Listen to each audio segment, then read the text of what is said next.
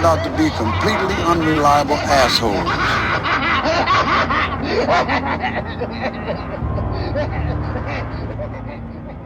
Why, hello there, Tim. Why? Hello there, Ryan. And, oh, indeed, why, hello there, everyone listening. Welcome to today's episode. Doesn't matter what day you're listening on it, really listening to it. It's the day for this episode for you. Today's episode of Dismembering Horror, the podcast show where myself, Ryan McDuffie, and myself, Tim Aslin, we dismember a horror film for you and for us. Every week we talk about it. We talk about what worked, what did not work for us, and anything else we found interesting or noteworthy about you guessed it, horror film. And we've made it to episode 141 of our fair podcast show. Tim, can you remember what we were reviewing 100 episodes ago? It's very appropriate, actually. Ooh, what would episode 41 have been? Possession. Yes. Damn, I'm good. Yes. And I would not even looking at it. I would use that film to start to point at some of the areas this film that we're talking about today lives in. Were those made in the same year? Possession, I think, was like 81? 79, 80, 81, sort of a long release. And then Angst is 83. So that's the name of today's film. Film. 81 is the official on Possession. But yeah, I think you're right. It was sort of floating around for a couple of years. Yeah. So Angst is today's film. Ryan, boy, it's pronounced Angst. Angst. Sorry. Angst. And what as a German title too, right? It's well, Angst is a German for it's like despair or something like that, or fear. Let me look. Possession. It's very gray. It's very depressing, like this film. Okay. Let's back. I just wanted to start to aim at like how to describe this film, Tim. Just using other films we've watched. Mm-hmm. So I'd say like it's somewhere in like it exists somewhere between Possession, The Last House on the Left, mm-hmm. Trouble Every Day. Mm-hmm. Right? Would you say that's accurate? Very, anything else that very comes accurate. to mind? And of course, something we haven't reviewed, but all know, Henry, Portrait of a Serial Killer, right. Yeah. is in there too. But also, there's also that kind of documentary sort of study style thing that happens in the beginning, which made me think of Häxan, actually, because of how there's this kind of narrator talking about the affliction or whatever. In that very like almost educational way. Yeah. Have you seen that movie Clean Shaven? Kind of reminded me. I don't think parts of that too. Okay. Anyway, I'm sorry, I'm getting ahead of ourselves here. This film is just one of those films that absolutely goes there as a way to put it, and it's just like already it just brings up all these intense emotions, and is just a very loaded topic in film, at least I think so. So maybe I was just getting a bit ahead of myself there.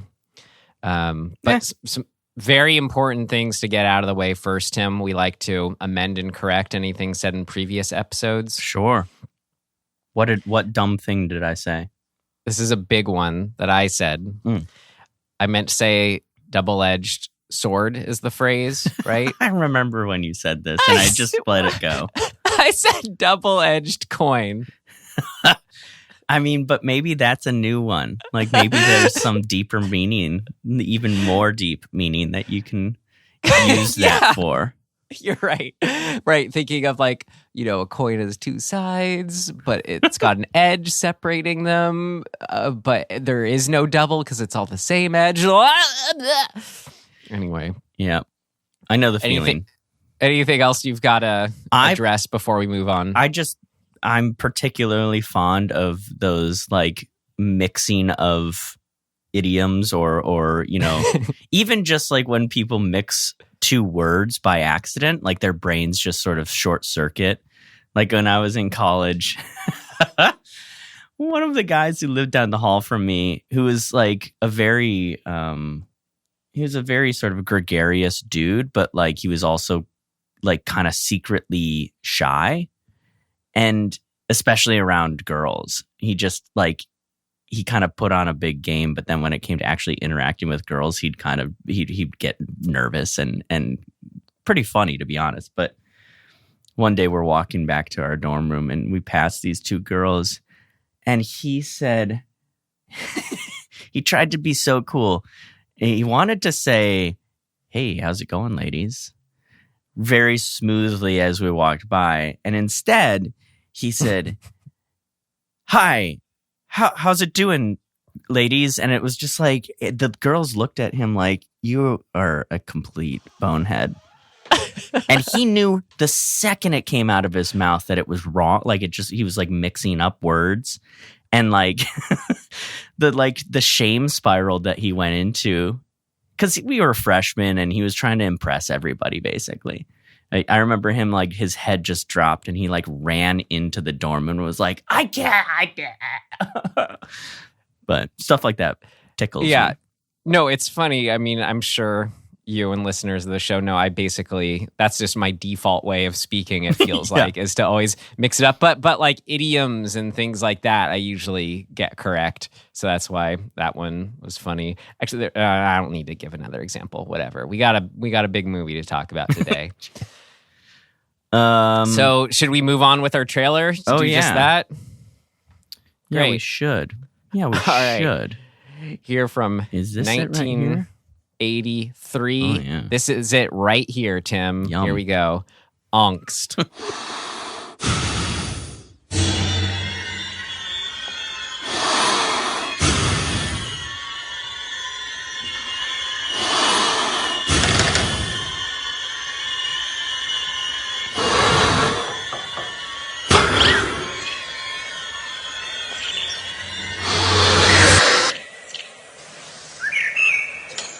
Yeah?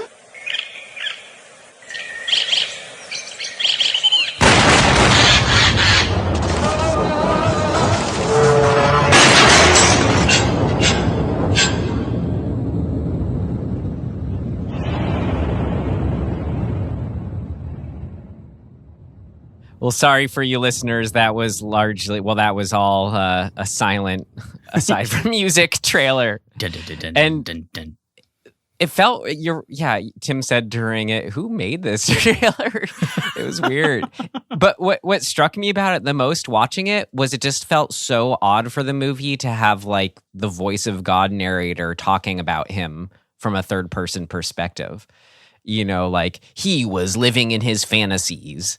He killed his mother, because the film's the opposite of that. It's hyper subjective with the killer. We have his thoughts as narration throughout. It just felt so at odds with the movie. It was weird watching. But it is in line with the first 10 minutes of the movie, which has that.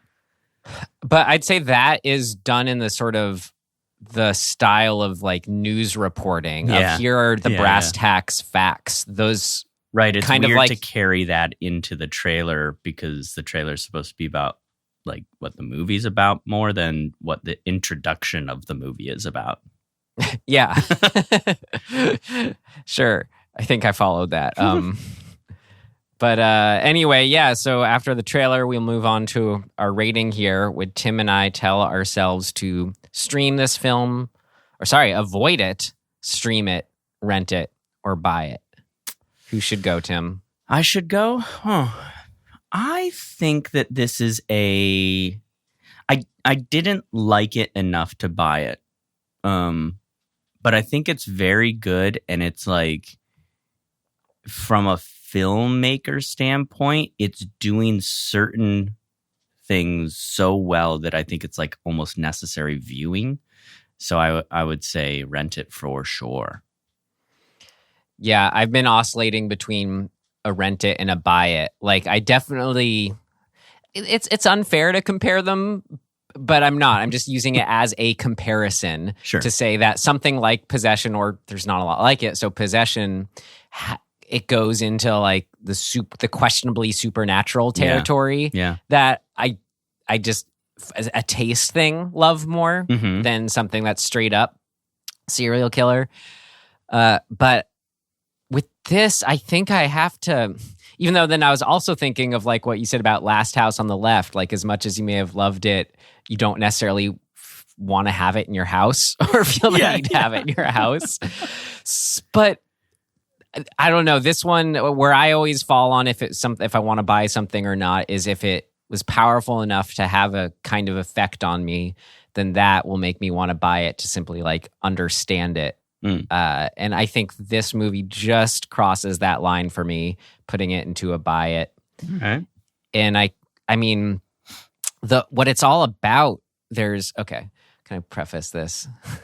Just some of my enthusiasm could be put as like, I think Twin Peaks: The Return is just the best thing made ever, maybe. And the scene that has stuck with me most from that I just can't shake since I've seen it. If you have seen it, not really big spoiler, but it's basically when young Richard Horne goes to rob his grandmother, and there's like an invalid like brother or something like that there, and it just captures this disturbing feel that I had never experienced before. But this movie gets at whatever that was, and it's something that clearly like has an effect on me. So there, I think maybe that is when I made that connection, helped put it over the top. Yeah. And like you said too, just filmically, it's incredible, the filmmaking on display, and I'll get into more specifics there as we get into what worked. Tim. Yep. Did we say who made this? Oh no, sorry. Do you want to? Yeah, let's see. So directed by, I'm gonna say it's Gerald Kargl. It's an L at the end there. Oh, is it Kargl? Okay. Yeah, you're right. Gerald Kargl, who also was a co-writer with, oh boy. I don't know how to say this. This is an intense name. There's no Polish looking. There's no vowels. Zbigniew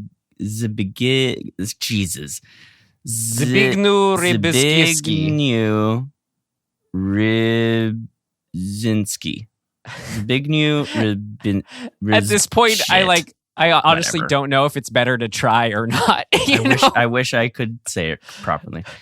Anyway, so then it's the lead is Edwin Leder, I'm gonna guess, maybe Leder. Irwin. Oh, sorry, Irwin. Wow, I can't read today. And then there's other people. But yeah, man. Good Great. job, And well, I would love to hear from you, Tim, your Tim summary of it. Okay. What is there to say? You've got an unnamed serial killer, and he's basically listed his background as K on the Wikipedia, so we can call him K, the letter K, or the psychopath is how he's called. Oh, okay. Let's call him K. Why not? Okay, so you've got K, and he is a serial killer, and we see him kind of emotionlessly look for somebody to kill, and he lands on a house and he kills an older couple who answer the door. And then we kind of get a bunch of his just backstory in this almost news story footage style. But we learn that like he was pretty neglected as a kid and abused, and like was already had sort of a predilection for the very standard serial killer psychopath tropes of like killing animals as a young kid, antisocial, getting in a lot of trouble. I think maybe this would classify him more as a sociopath, but that's always confusing to me. But anyway, so we get a bunch of backstory on him as an adolescent, and like being in and out of, I guess, juvenile detention type stuff. And then when he gets, there's some nice commentary on like the system just not really getting it and not being either helpful or like to him or to society with their tactics. It's especially biting because it's so realistic. Yeah. And so the real meat of the movie comes after that kind of expositional section where we get to meet him as an adult in prison. He's been there for 10 years, but he's being released. And we go into his narration. And he basically says, he's like, yeah, I've been waiting to get out so that I could just go kill people again. That's all I've been thinking about. And now they've let me out.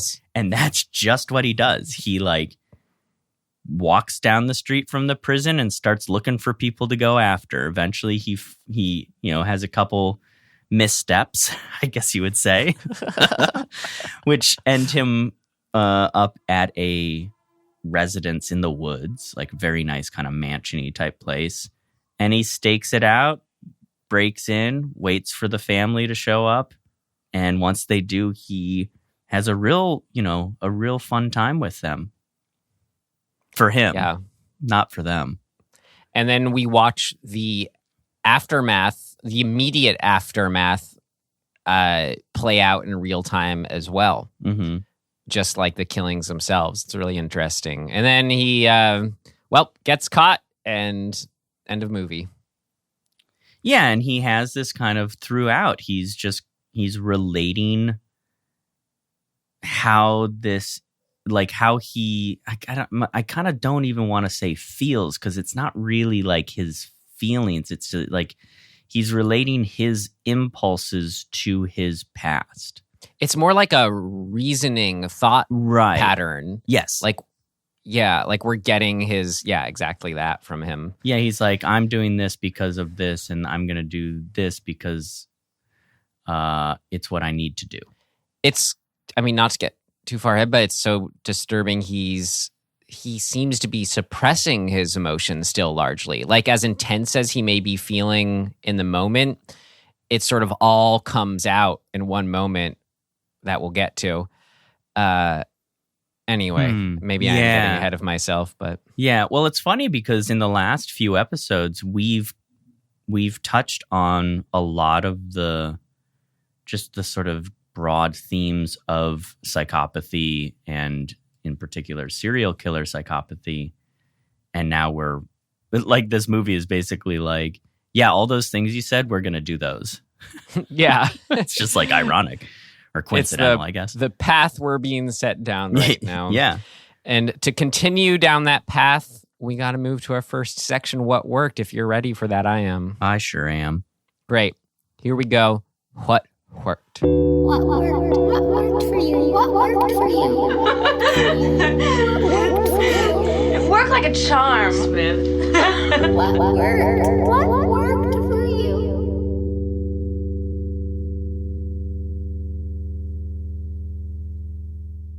What a theme song that was just then. Sometimes I forget about how great it is. They're so great. All right. Now, should we toot someone else's horn here, Tim? Yeah. We should. Toot. All right. Which horn do you want to toot? I think the standout thing to kind of get out of the way insofar as that it's not story related. Well, it is, but it isn't in its own way. Just the mechanics of the decisions with the camera, like throughout, it's so kind of its own thing. And it's really amazing. This is such a good example to me of how when you make certain decisions about the camera, you almost in a way are making the camera a character. Or in this case, I feel like they sort of are. When you make, when the decisions work, the effect that has on the viewer can be so incredibly strong. Like I couldn't detach myself from the feeling that the camera placement and camera work gave me. More so than what the action of the story was, or the action of the characters were. I was like, the camera work is making me feel something almost foundational that's driving everything else. And that to me is so cool. It's like wild to me how effective that is. And from the get-go too, right? Yeah. The opening shot is, I really hate the term that it exists to describe it. It's called snorri cam. I just hate how that sounds. That's horrible. What does that even mean? The camera. Oh, right. Well, I mean, you know what it is. It's the camera attached to the body. Right. Like, you know, but where that came from, I don't even want to give it that due. I'd say pretty early example of that. I mean, maybe relatively, but I recommended the movie Seconds pretty recently. Mm-hmm. That was the earliest example I had seen of it. I don't know exactly which one it is, but we've got that going on, and it's incredible because it's not just attached to him and like staying from a fixed angle like Requiem for a Dream. It goes to rotate around him and while he's moving too. And we have it do maybe a 340 degree rotation around him when he's I think he's shaving in front of the mirror at one point. It's just God, I was really in awe of it and how effective it was. I just am like, how did you do this? Like, what was the actual like physical mechanism that allowed you to? Is it a harness around his waist?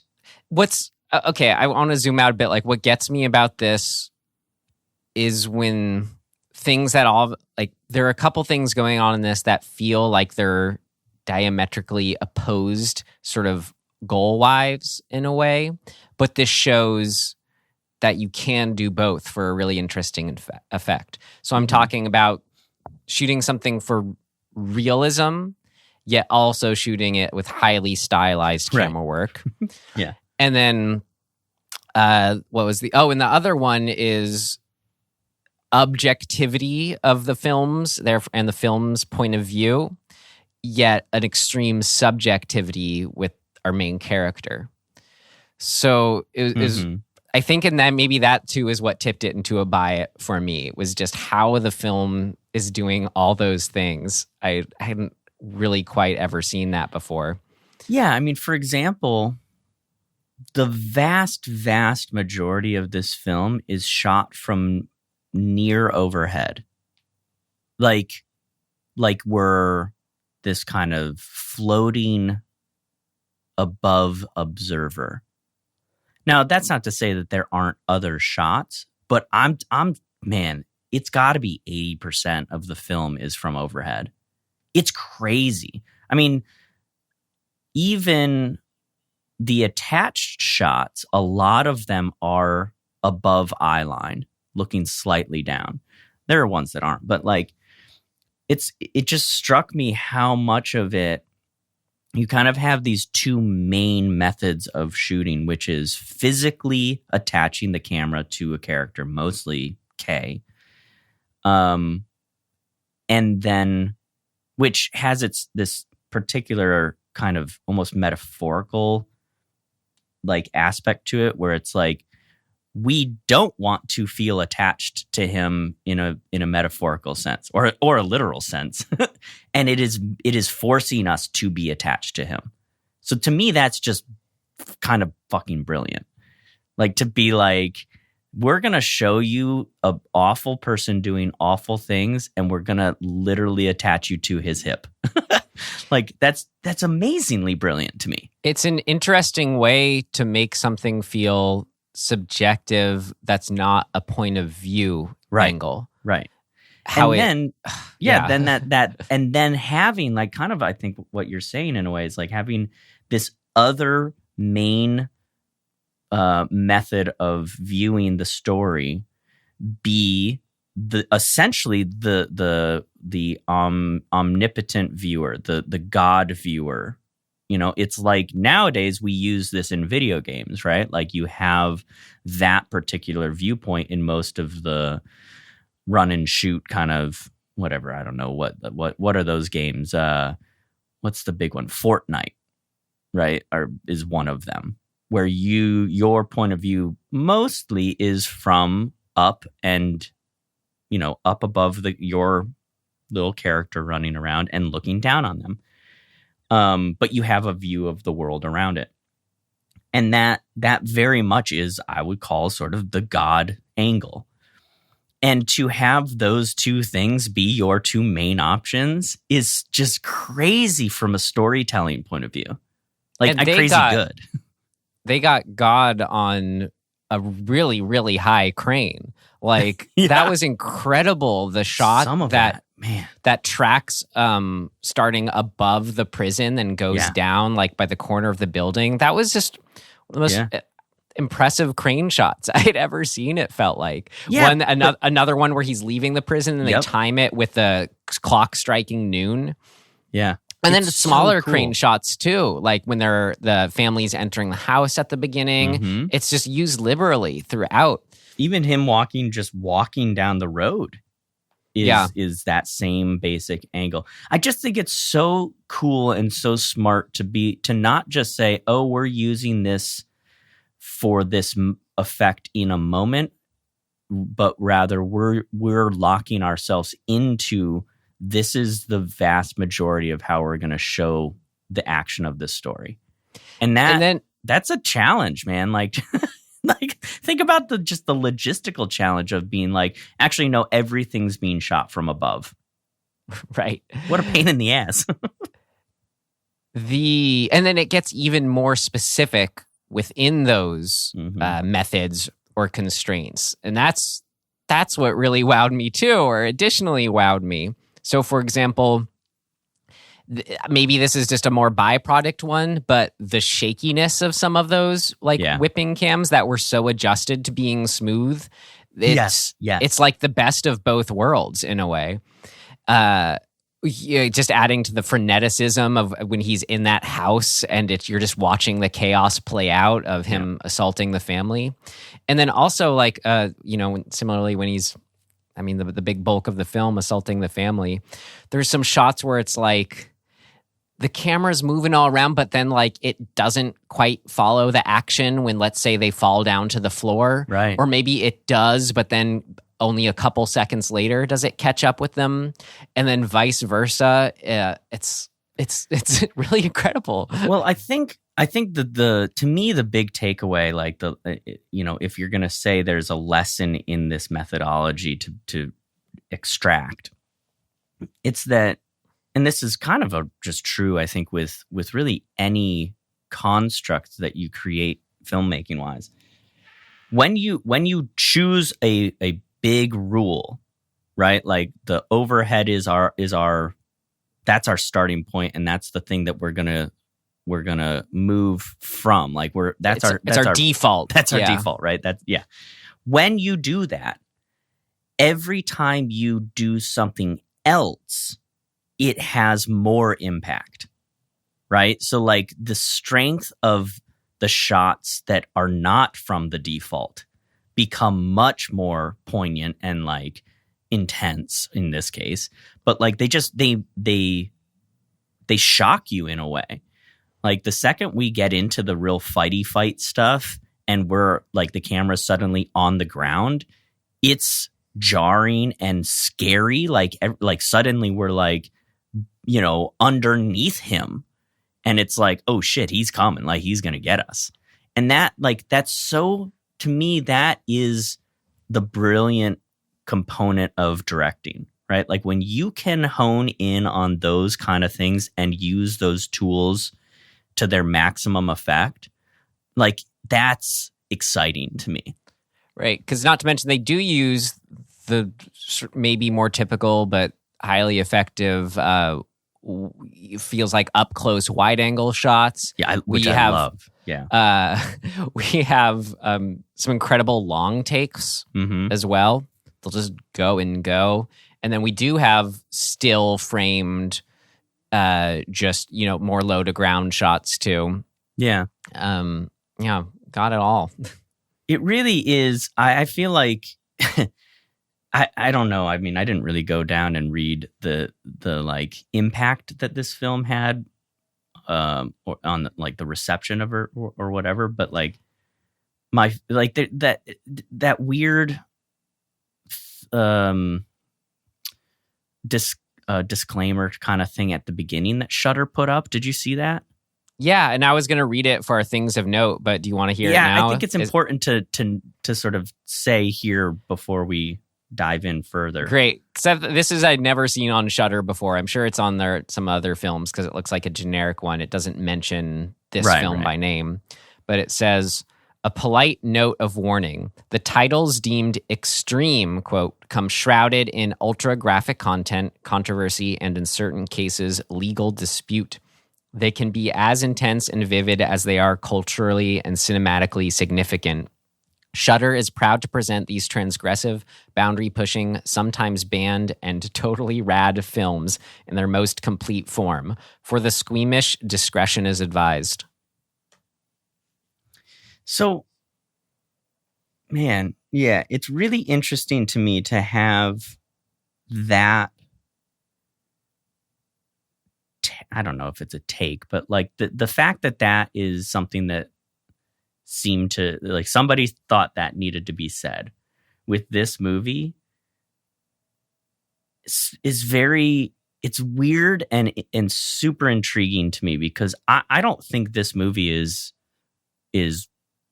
you know, over the top or like horror. I didn't feel like that feeling of it's gone too far.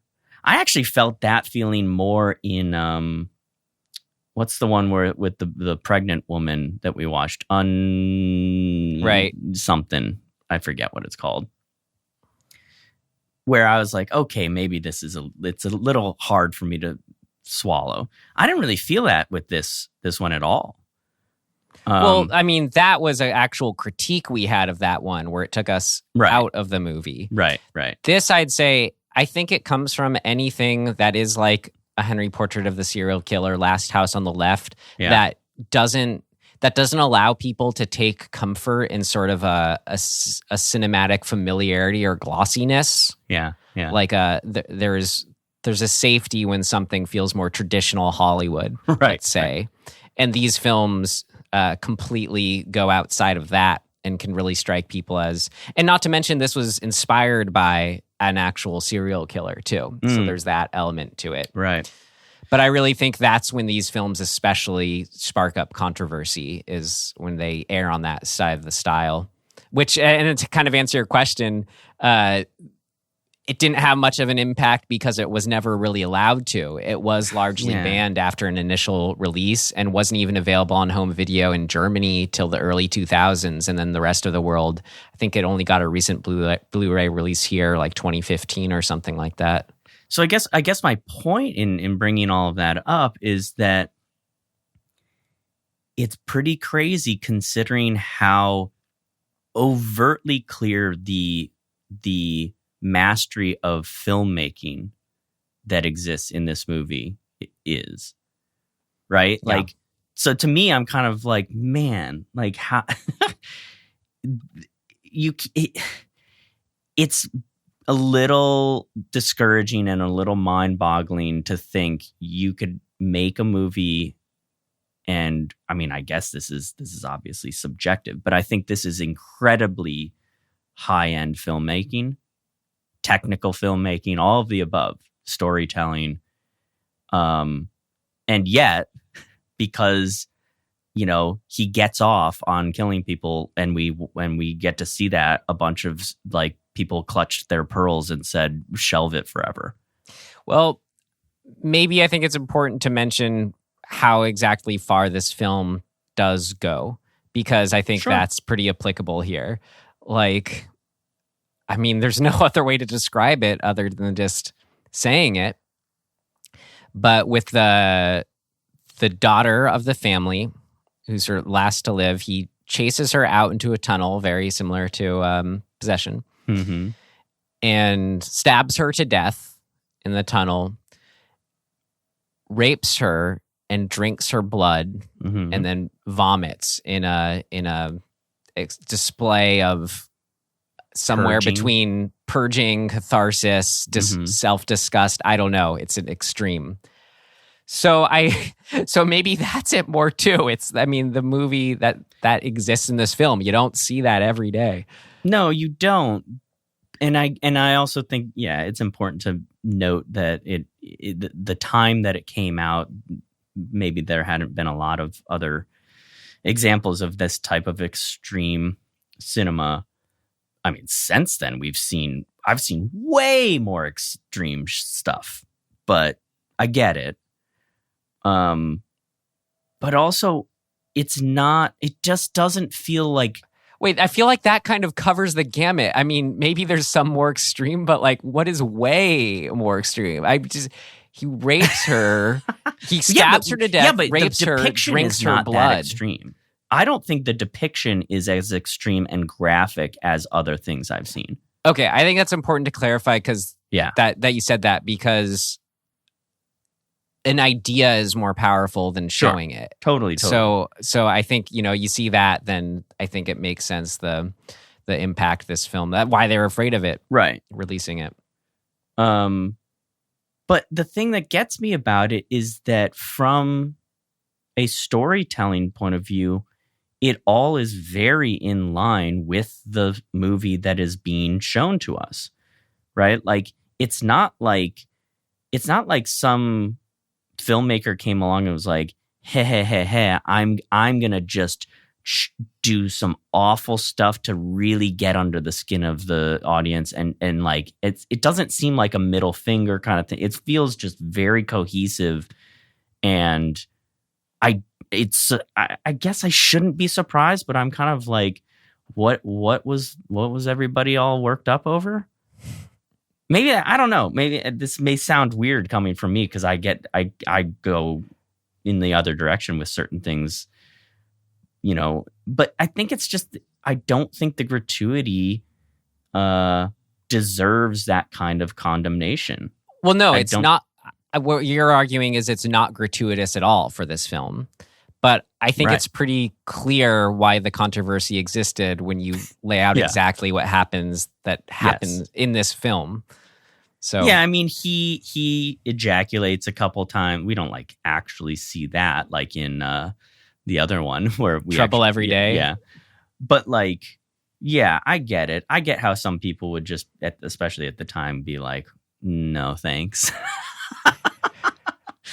But I don't know. I think my point, I've said it at my point, and I'll just move on. But the idea that like when you have a film that is cohesively working all around and like very clear visioned to me, that it's super annoying that the response to it is to just be like, yeah, but there is that awful moment and I just don't want to see it. And I'm like, I think knowing, all of yours, especially too, fascination with real life serial killers. Yeah. This film, it stems from the filmmaker's Gerald Kargl's obsession with this case that it was inspired by. And you can tell in the movie that is what's propelling it. Yeah. Like you said, it's not a need to show anything because of the violence. It's an obsession, or it's a fascination with the fact that a person could do this at all. Okay, you're exactly right. That's much more succinct as to how I feel about the movie.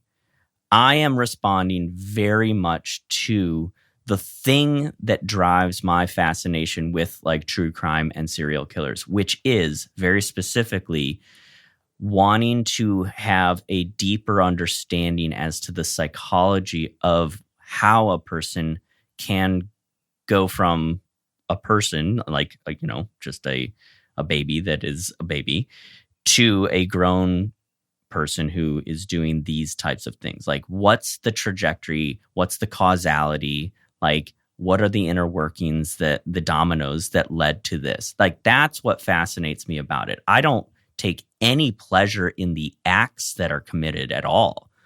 Like, you know what I mean? I'm not sitting there going like, ho, ho, ho, ho. Look at that awful thing he did. I'm going, holy crap. So the reason that is compelling or compulsive or arousing to this person is because of these factors. And that is what's fascinating. And I think this movie is specifically laying that out and like letting us get closer to the inner workings of that person's brain. And to get upset about that as a critic or a viewer or whatever feels really dumb to me, because I'm like, you're missing the point. So that makes more sense. That's a better way of putting it all. So yeah, like you were just explaining, this film is all about just diving full on to the deep end into how and why serial killers are. Or at straight the up. very least, this particular one. Right. So I think it's helpful, or it can be helpful to say like what is working so well in this film, like by comparing it to some other serial killer related things. Mm-hmm. So we have, like, I know you're really into, I've watched a couple of them, the like serial killer documentaries that are really popular right now, podcasts, documentaries, HBO docs, whatever. Those are great. They're fascinating, but I feel like those get at the sort of, I'm gonna zoom out even further. I think kind of like, you know, just sort of like, why are we so obsessed with them at all? You know, or people can be so obsessed with them at all. It's the motivation of serial killers is inherently unknowable as something that there's no easy answer. So kind of like not just horror movies, all movies, you know, I think good movies you could say that for. So the way that those documentaries approach it is it feels like it's all about the devil is in the details, you could say. The specificities of something that's a real life happening seem to sort of inform, you know, the whys and the hows in a way that something, let's say, fictional can't. Sure. And then for, let's say, something like Henry Portrait of a Serial Killer, that feels more like you're watching a kind of like almost like a found footage thing. There's something about the lack of narration that's just so cold that I think makes that home invasion scene just one of the most chilling ever. Yeah, it's super fly on the wall. Yeah, you're lacking the subjectivity that is just full force with this one. So I'd say out of all those and sort of how my fascination with serial killers extends, this one has been the most interesting to me out of all those styles or whatever, because the narration that's just throughout, sympathy and empathy feel like the wrong words, but you're truly in the shoes of a serial killer, a psychopath. It feels like you're making sense of all his actions, even to where like he says something but then doesn't necessarily do it. The indiscrepancies even fill it in just as much as him speaking about it, as, you know, the like narrating as he goes. I think that we're so used to being pushed in the direction of empathy toward a character, but I don't think that's what's happening here. It's just fundamental understanding of the character. You don't have to like empathize with what he's doing or where he's coming from at all. I never felt like I did. I never was like, poor guy or something like that, right? But I did feel like every time he's speaking, I'm just getting information to make me understand what he's doing more. And those two, there's a line between those two things, right? Like sometimes the understanding leads to empathy, but in this case, it never really felt like that. It just felt like, oh, I'm getting more understanding of his brain, and that's really messed up. You know what I mean? Like, yeah. I don't know. I think there was an effect going on in this one where it feels like you're being John Malkovich plopped into a serial killer in a way. Even though there's no point of view, right? It was the thing that scared me the most was how like I'd waver between, oh God, this is horrifying what I'm watching, and then all of a sudden it's like as I'm watching paint dry or something, as if a nothing is happening, just someone going about or whatever. And then realizing that, then that would get me then doubly disturbed that I could just, watch something so impassively like that.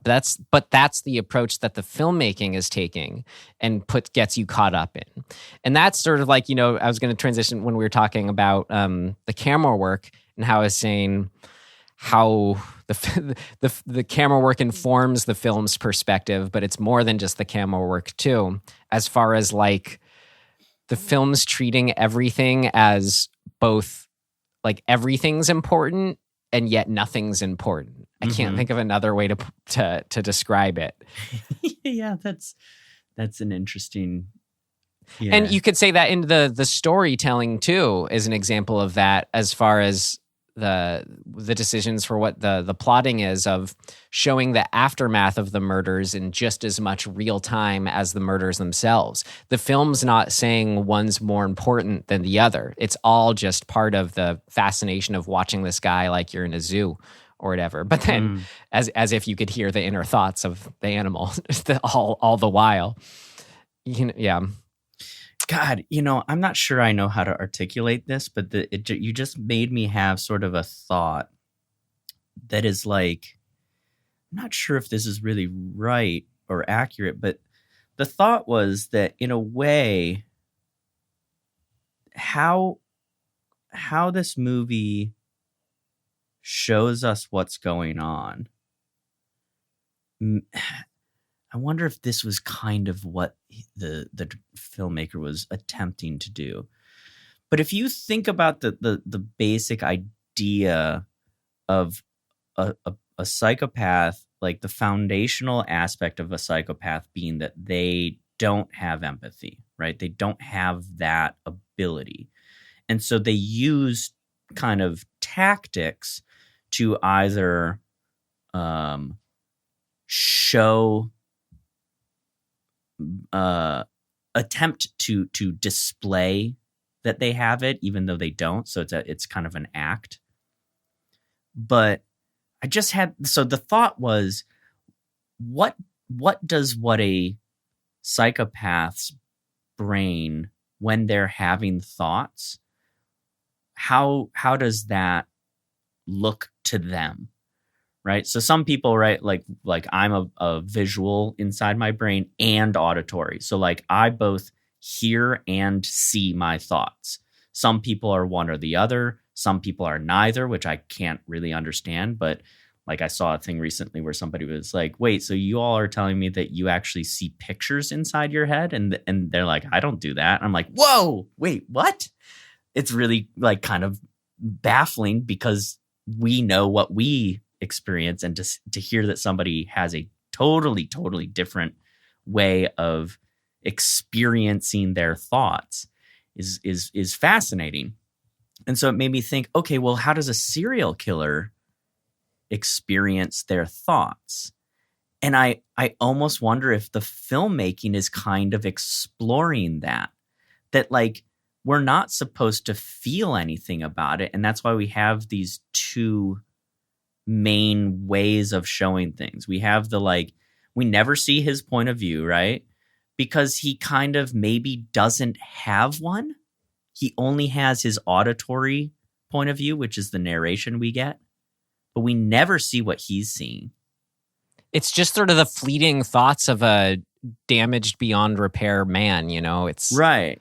The sense you get, at least. I don't know. I'd have to think about this more to articulate it better. But there's something to me that's kind of intriguing to explore about this idea of like when you're depicting a character, how much of that is us, the observer, watching that character do whatever they're doing, and how much of it is the filmmaker trying to get us into the way that character sees the world.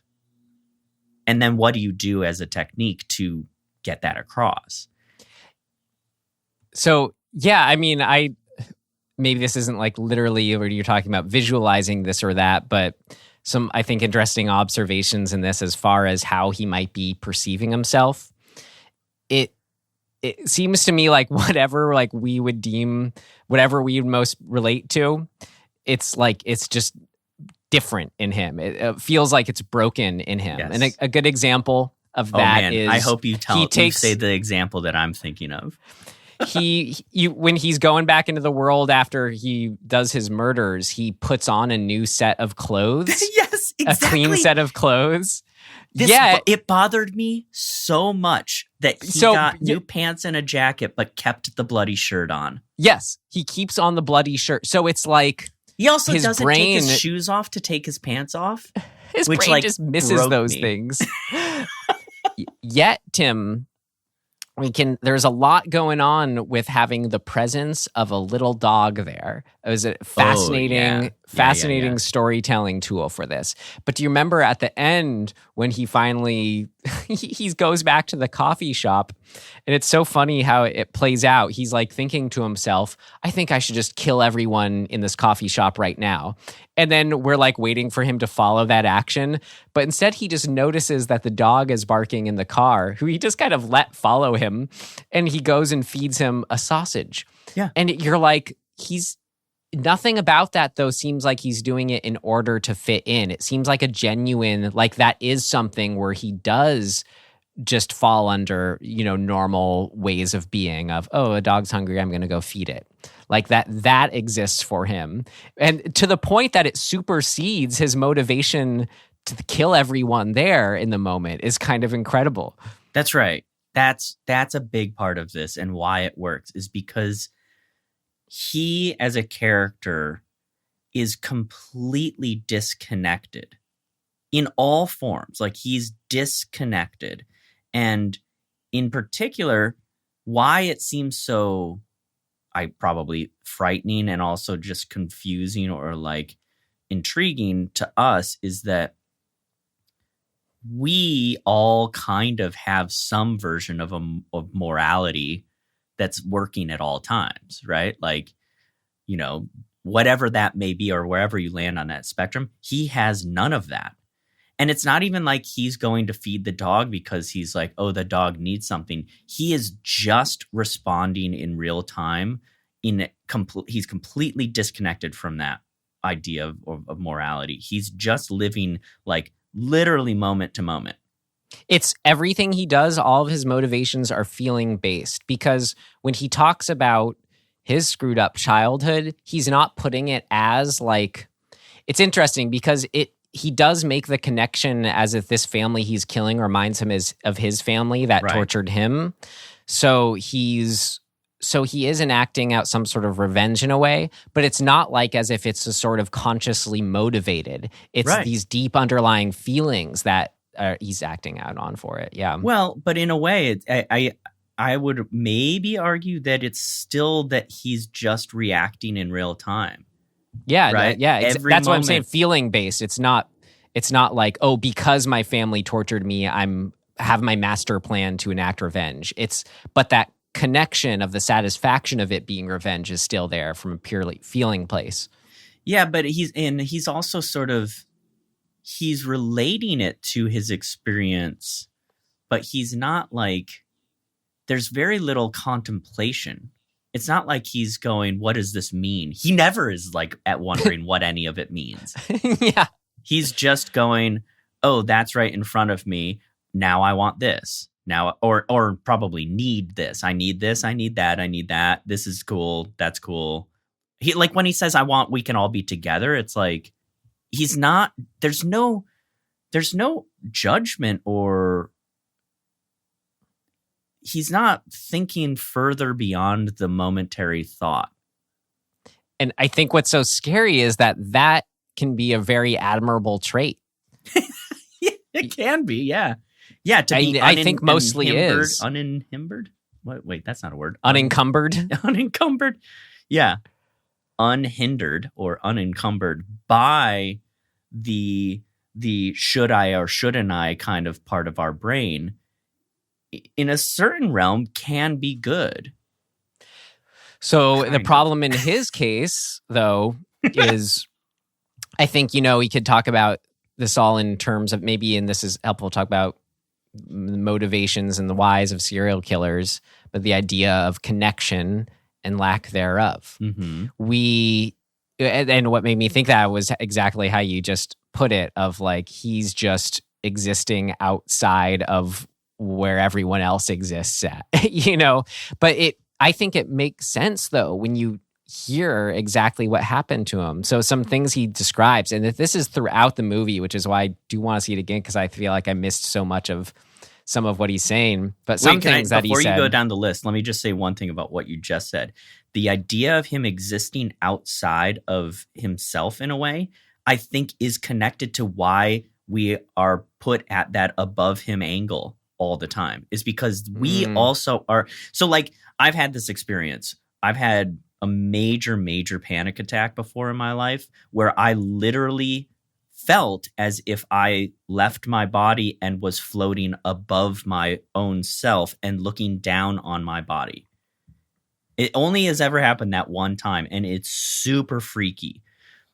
But like, I almost feel like that's kind of the point in a way of setting the camera up and above so much of this action, is because it is an example of when we as humans disconnect from ourselves. And it's a very scary and unpleasant and unnatural thing to have happen, right? Like, why the fuck do you suddenly, like, what has happened that makes you actually like leave your body? Right. But wow. I think that's, in a way, it's an attempt to kind of get closer to what the experience of somebody like this might be. This just drastic disconnection. So anyway, so that's all to say, what's the list of things that you were going to... I got, again, just a few things I picked up on, and it's just throughout, though, about his history, the why. He says at one time, my dad hit me so hard I fell to the ground. My mom and sister laughed at me. He says he had a crippling fear of being left alone. Mm-hmm. And one time his grandma locked him alone in a dark room. He says, my mother hated boys. For my mother, I was only a reason to get a girl for her. Yeah, see, I think that we're honing in on something important here. I think that all of this is a way to show that the further down that pathway of abuse, like, and at its core, abuse is basically putting a barrier between the abuser and the abusee. It's a way to widen the gap from human, like, positive human connection between two people. And so a way to frame that from a depiction side is to physically separate you, the viewer, from the protagonist's self. Right? Yes. So I think that all of these things are kind of connected in the actuality of the experience of a person who's, has gone through these things, that they probably, or the theory could be that they literally experience life outside of themselves. Or this is just a take on what that might be like. I don't know. I don't think it's so much outside of themselves, because like when we talk about, when you said abuse and like what that does to a person, from a subjective point of view for them, I have to imagine it stops being abuse and becomes, this is just how the world is and how people operate. This is normal. The idea of being locked in a room is normal. This is what people do. I agree, but I think the result may be that you feel your sense of self is being pulled away from you by going through these things. Well, I that's think that's totally theoretical on my part. I think your sense of self it's so important to have that sense of self in relation to where most others are at. So I'd say he's more outside of others than necessarily like, Sure, again, because yes. he's totally grounded in his reality again. Yes, that's a better way to put it. Yeah, I like that. I think what's so fascinating too with the film and filmmaking is it like, oh God, what was I going to say? Like that's where I got caught up with him, where maybe it does feel like not sympathetic, but like I am subjective with him. At a certain point when watching it, he does feel like the only sane one somehow with how the movie's presenting it. Like everyone else that he just sort of comes across in the world, the film, it feels like it's depicting them as just sort of these weird other beings who just like don't get it in some way. Yes, that is I think that is what we're getting at.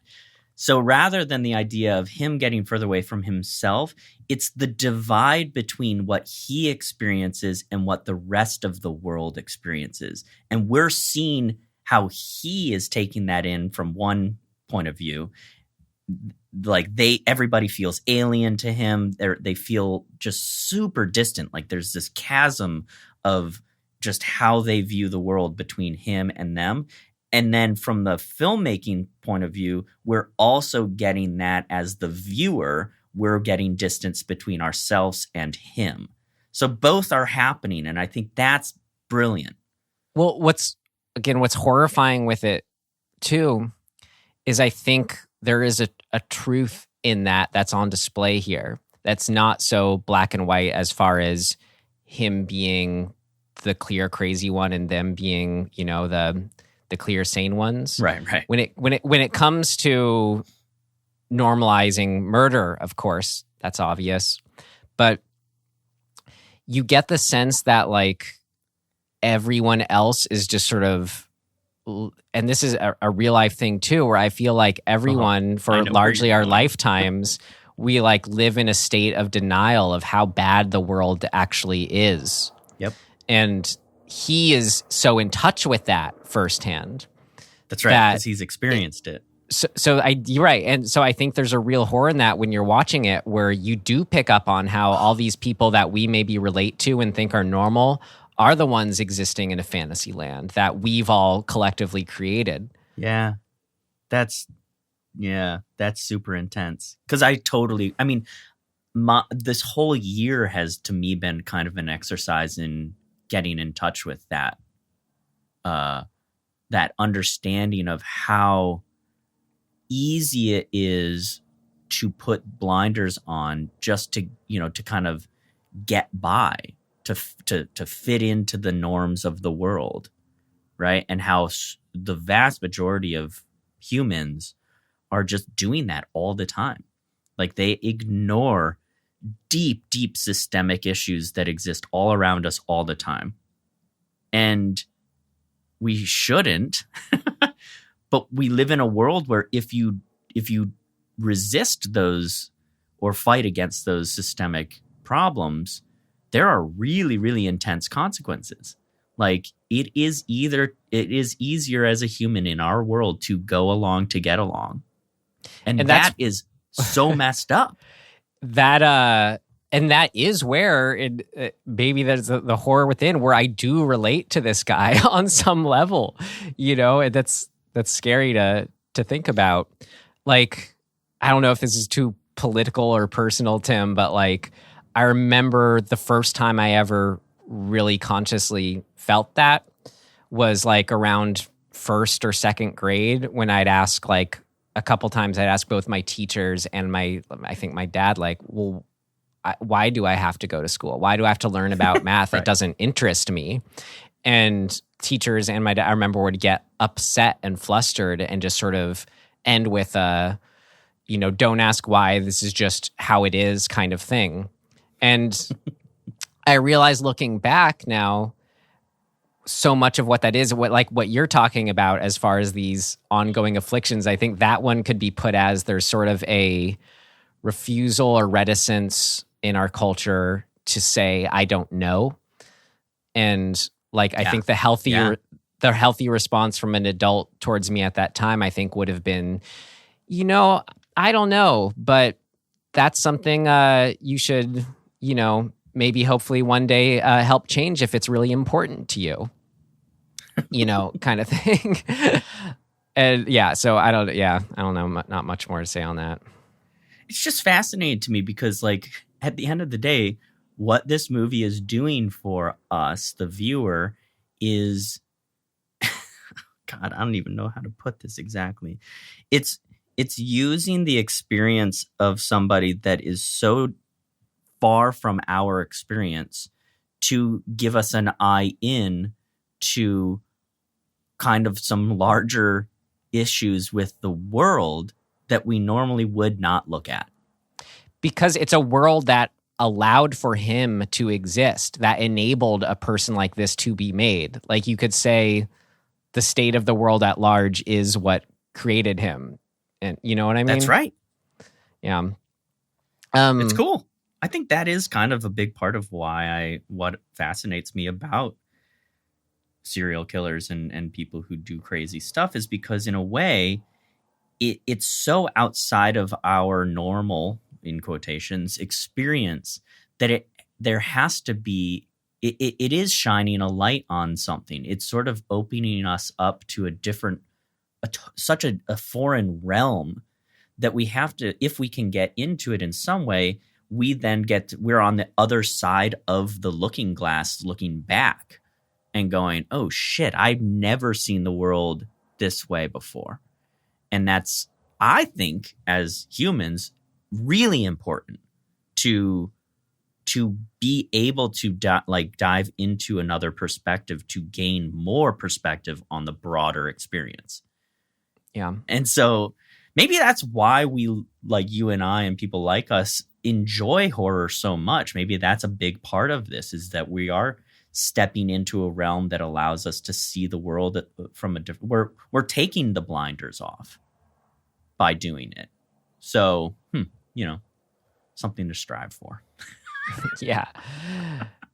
So, like I was kind of already saying earlier, something I just found really fascinating with this film was how the sense of realism it reached, despite or in spite of, the more deliberate, obvious filmmaking techniques, how it still got to that, like, Henry Portrait of a Serial Killer place, despite all this narration and crazy camera movement of just feeling like, this is real and it's happening. I thought one of the major ways it did that was by keying into how, like the phrase, this is too, this can never be written. This is too real. What is, now I'm forgetting the actual phrase, but this is too realistic to have ever been made up. Like, whatever Stranger that is. than fiction. Is that what you're trying to say? Sure.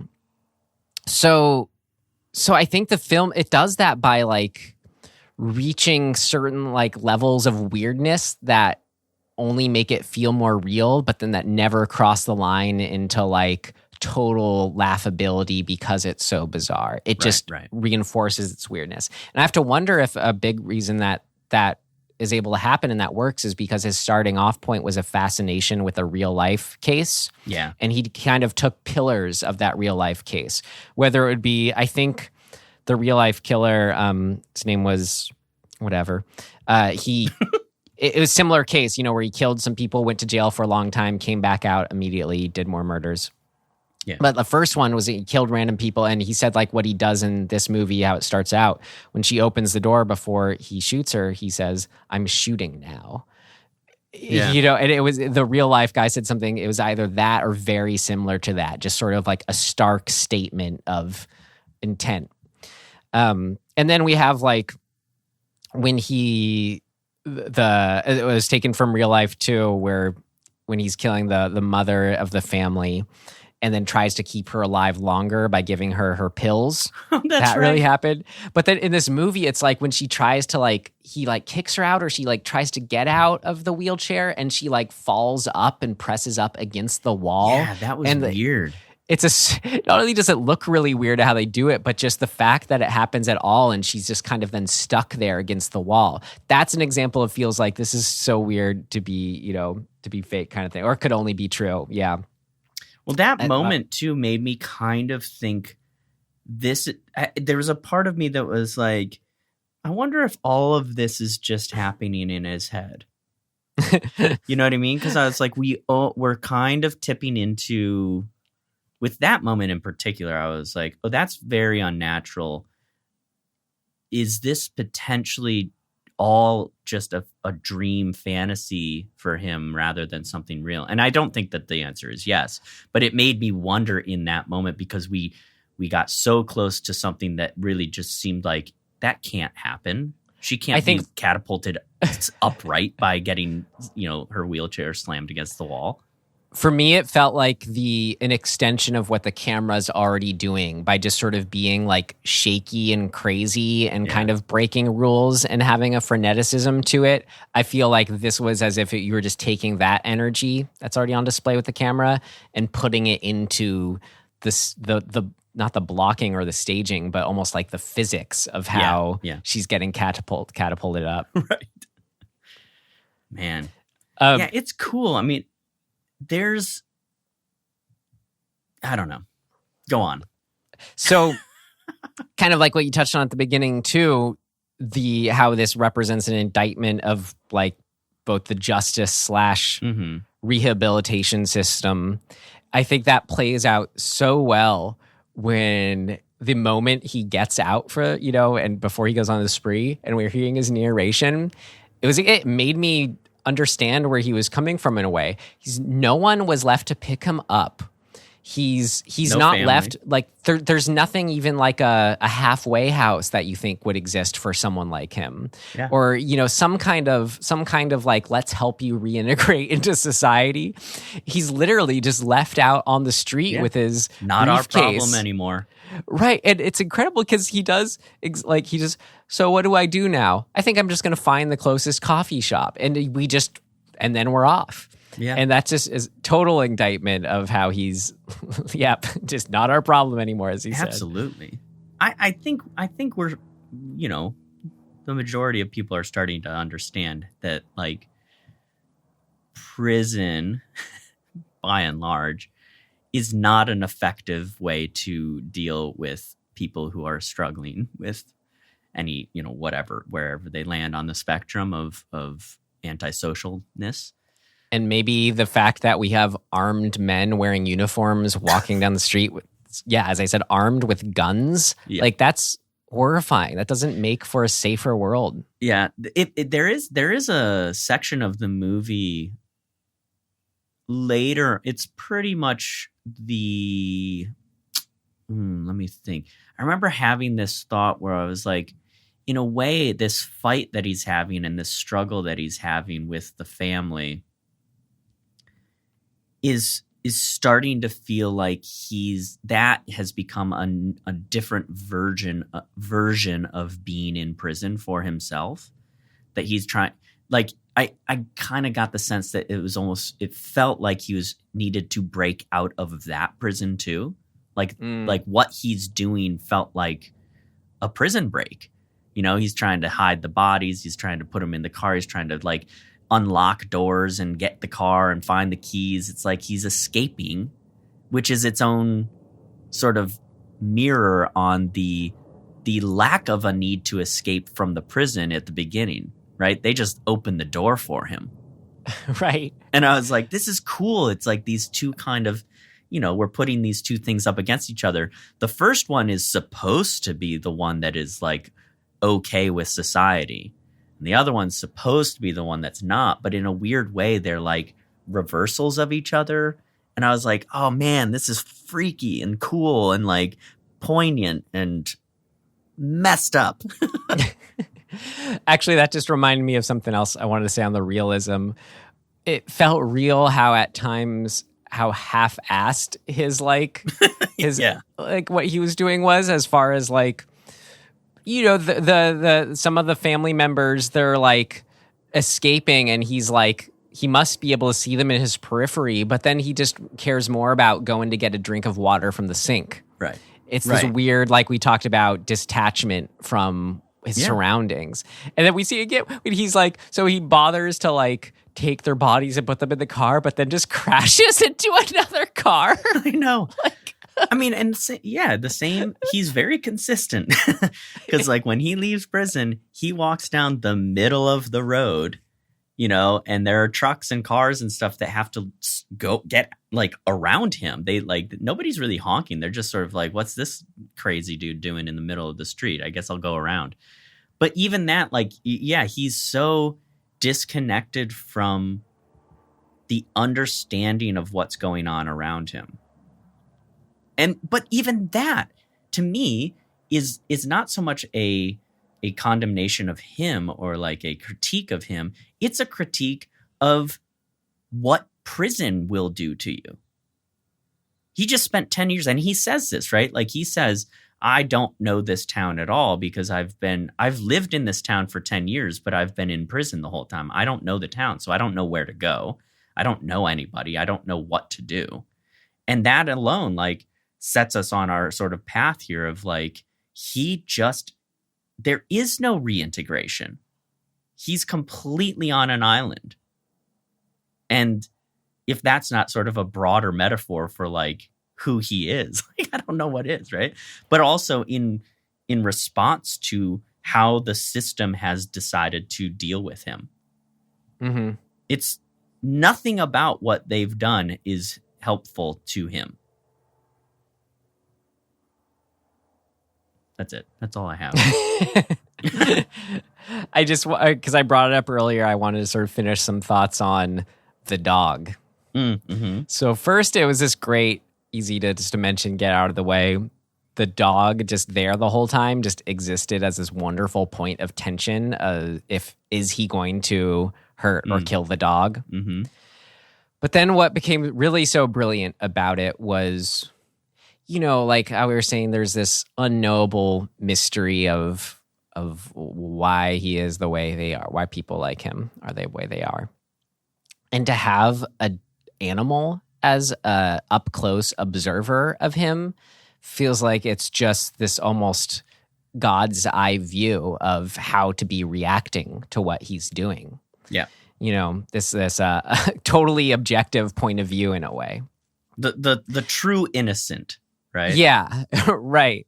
And so, like, you see that when we get that brilliant shot, I thought of, and it was actually a little sequence of kind of like right after the aftermath of what he does to the daughter, and you see the dog who's played with the ball and follows him there, is just looking at him, and it's incredible, however they do dog acting, but within the context of the movie, the meaning you're taking away from it here is like the dog's bothered on some level, but clearly just does not know what to do with the situation, where the dog seems equally like confused by what and if something just happened to his or her family.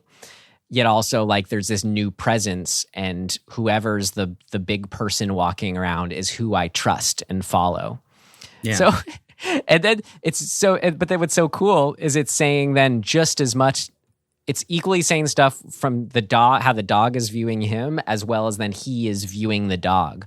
The fact that he never murders the dog, the fact that he largely just ignores the dog. Yeah. The fact that you think he's just going to close the door on the dog. This is perfect timing, almost comic timing of the dog just jumps in, and he kind of like leaves the door open for him just that little bit because the dog's trying to jump in. And then of course, like you said, he feeds him the sausage at the end. What are you at any moment when he was just going on with this super intense, crazy serial killer inner monologue and killing people, I just kept wondering, like, what is he thinking of this little dog barking at him? He seems to show like total indifference towards the dog. Right.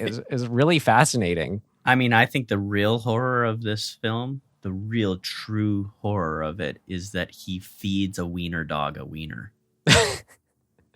Any other thoughts on what I was just saying? No, that's it. Okay. It's messed up. It's good. It's messed up in the right way. Like, the whole movie, I think, it works really, really well. I don't really want to see it again necessarily anytime soon, but like, so be it. It's still very well done. Agreed. Great. Well, did you have anything else? No. Great. In that case, neither do I. So we will move on to our next section. What did not work? It's not ready yet. Seems to work okay. No, something important's missing. What did not work?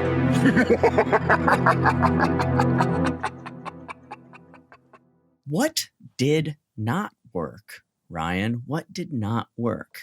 How do you quantify that in a movie like this? I don't have anything. I don't really feel like it's not that type of movie. Nothing about the filmmaking. So I'm just going to use this then as an excuse to say more of what did work. We did not mention this dude's performance. That's was true, incredible. Because I just ran through my mind, oh, well, could I say anything about his performance? Oh, my God. His performance was incredible. Yeah. How could we not have mentioned that? That guy, like, he just seethed, he just existed as this hurt, horrible man. I think, a true testament to his performance is that we didn't think of it as a performance. Yes, there you go. That's exactly it. Yeah. Anyway, as far as what didn't work, no, I don't have anything. You know what didn't work for me? Just the amount of like plate glass that gets broken and nobody gets cut up. Well, like, can you imagine going through one of those windows, like the glass of that door? You know how, oh my God, you would be torn to shreds. I don't think we were ever given the opportunity to see that one way or the other as far as the bodies on the ground getting dragged through the glass. Very, very true. That I believe the actor actually did hurt himself in breaking through those. So there you go. Shit, man. Well, no. I can't. There's nothing really. What could you say about this that didn't work? I didn't like how violent it was. We could say we didn't like the fact that it was banned. Apparently, like in America, the only way you could see it for some time, I forget where it was, but like after being super limited in theaters for like very, very, very short amount of time, like days or something like that, it was then moved to like porno theaters because of its XXX rating. And then even then it was only available for a week. So, well, that's all pretty. There's a whole conversation that's interesting. I don't want to have it now, but this whole conversation of like how we measure what is like acceptable to be out there. And just like the history of that is really fascinating to me. Yeah. Because it's super subjective. But like consensus happens to some degree. Yes. Anyway. Well, was that a whole another conversation? And is that all thing of note enough? We could maybe move on to that section. Okay, great. Next section. Things of note. Things of note! This should be interesting.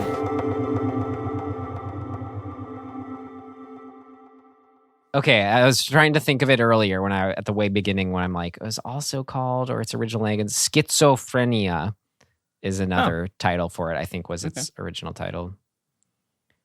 So It was fun learning, we covered Climax on our show by the filmmaker Gaspar Noé. Mm-hmm. Gaspar Noé cites this film, Angst, as a big, big influence on him and his filmmaking. That was interesting. You could definitely see that. Definitely. Already mentioned this was loosely based on mass murderer Werner Niesek. And specifically as far as the idea of someone immediately murdering after being, put away for years for murdering just kind of a woman out of the blue. The specific the family unit that was there. We didn't even talk about or mention this. Could have easily gone on another rabbit hole with this. The fact that the son, who is like an older son, was disabled or invalid. Right. It was.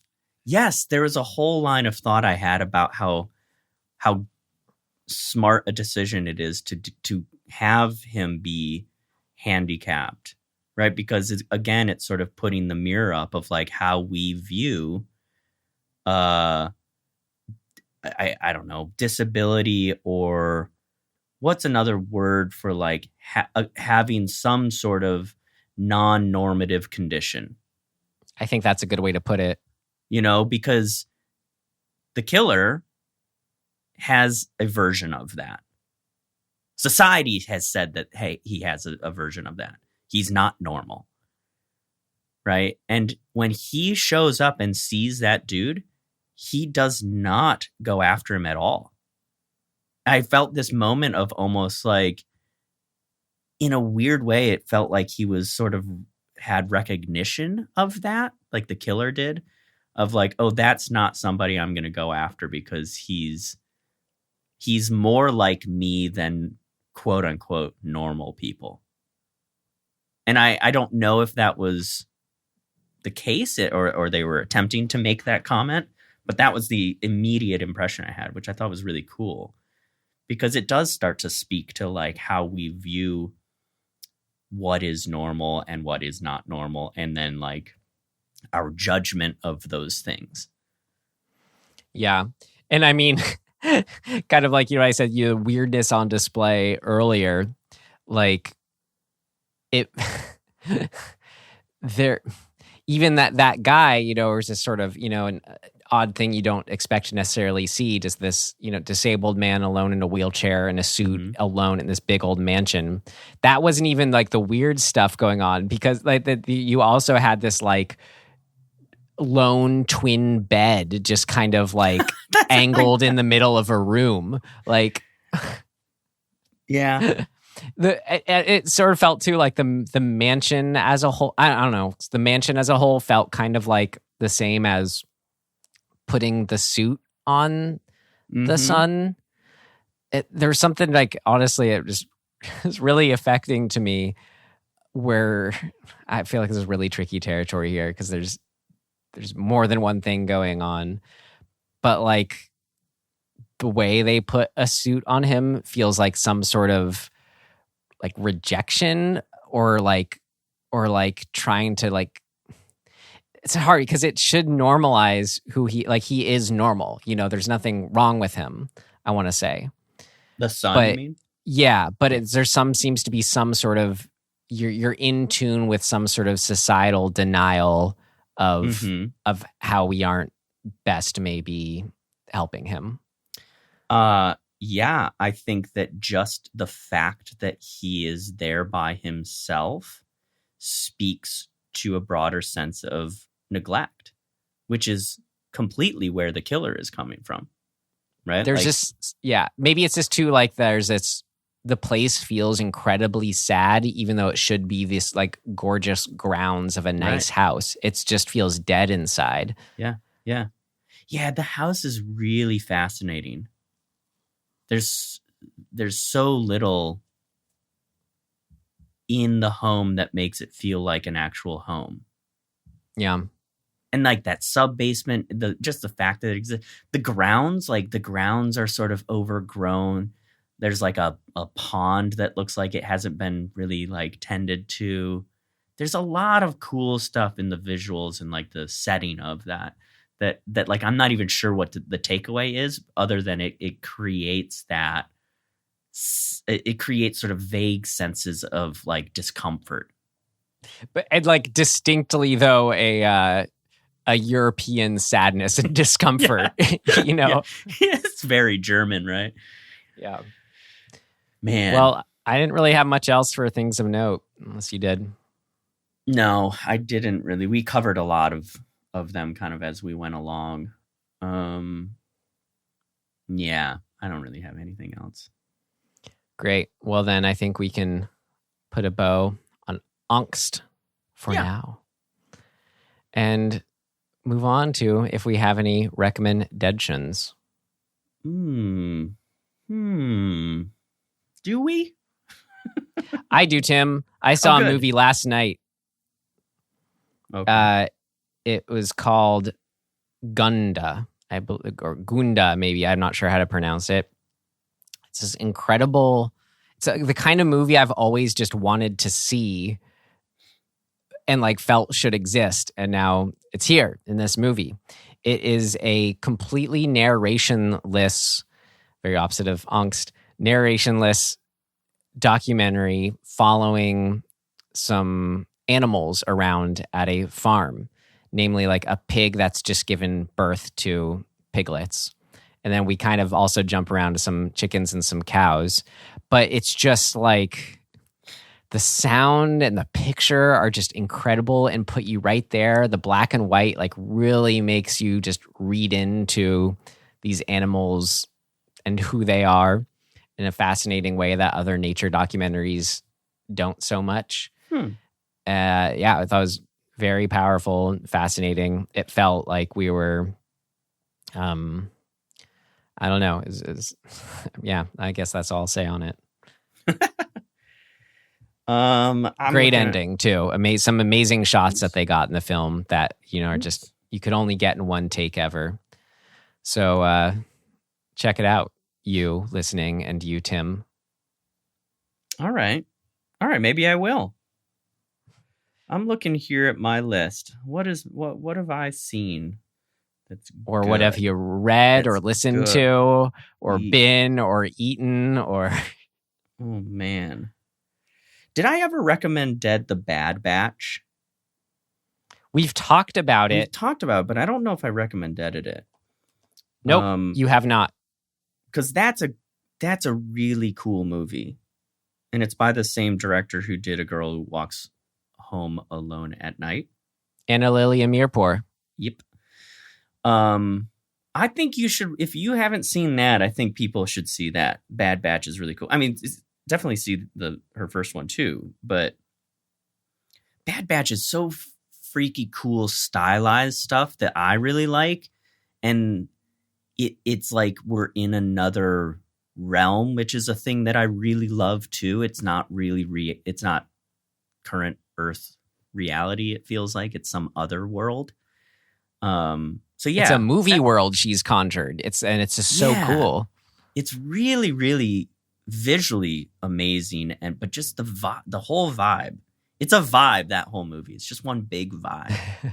I'll never forget going to see it at ArcLight Hollywood, rest in peace, and it had really stuck with me.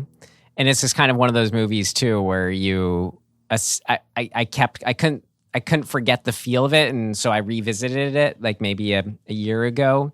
And yeah, really liked it even more that second time, just because you know what it is already. And I agree, it's really great. Yeah. Also, one other thing: if throughout this entire episode you've been hearing my stomach growling, I apologize, but it is out of control. I guess I'm hungry, but it is just nonstop growling. So sorry about that. That's that weird noise you're hearing.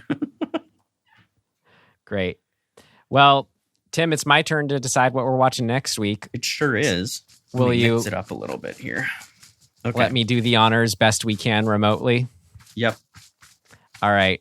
And stop. We have here Village of the Damned, 1960. We still are pre-2000. What was our cutoff? Yep. That's pretty sweet. We now are even in, yes, we had already reached our longest run. I don't know if I have either. Even though it's, pretty well known and out there. Cool. Great. I look forward to finally seeing it then. Cool. Yeah. Well, if you made it this far, hey, we thank you so much for being here. You can find us wherever you found us. Our mixer master is Brendan Welch. Thank you, Brendan. And our big ask is, if you do and did enjoy being here, you tell a like-minded friend. Mm-hmm. If you're like me, You only have 3. So tell them. Great. Well, then, again, in closing, whether you're feeling angsty or not, thanks so much for listening. Yes, and we will see you next time. Auf Wiedersehen. Bye.